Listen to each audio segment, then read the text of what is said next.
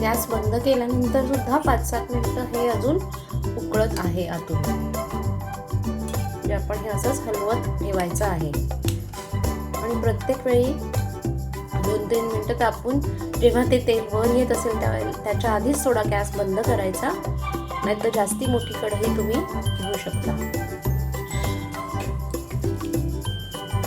कारण की ह्याच्यामध्ये आपण मेथी बिया आणि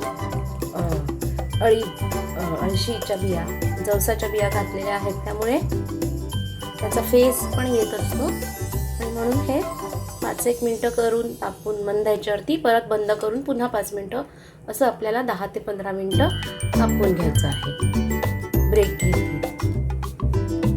आणि आता ही प्रोसेस झालेली आहे, तुम्ही बघू शकता.